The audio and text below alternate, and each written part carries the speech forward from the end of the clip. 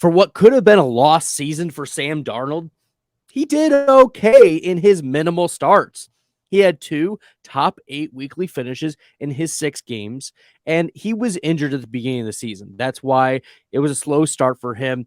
Look, he was playing behind Baker Mayfield, who eventually got cut, and he was also playing behind veteran PJ Walker. But he had some of the best efficiency stats of his career. He had a 65.5 PFF passer grade, was not very good. I mean, it's 25th among all quarterbacks in PFF passer grade, but it was the best of his career. 8.2 yards per attempt. He had a 7-3 touchdown to interception ratio and a 92.6 NFL passer rating. And among quarterbacks with 160 or more dropbacks, Sam Darnold was second in yards per attempt.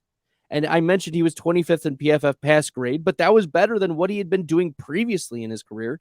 His 14th in NFL passer rating, 29th in adjusted completion percentage. So we were still seeing some accuracy issues with Darnold.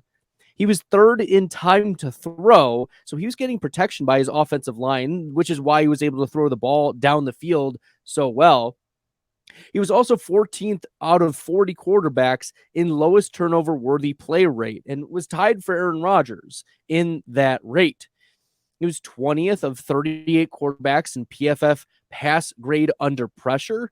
So middle of the road, not bad for a quarterback who had struggled with accuracy.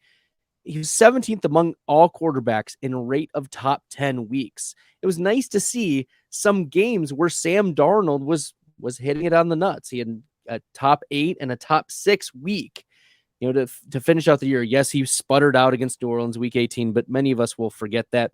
And he was 24th in fantasy points per game. So Sam Darnold, who is probably not going to be on the Carolina Panthers next year, maybe he comes back as a backup.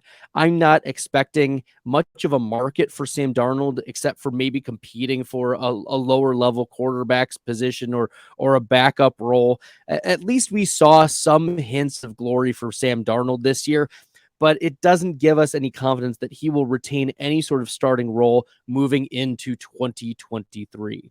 If you like the content and find it helpful, make sure you hit that red subscribe button.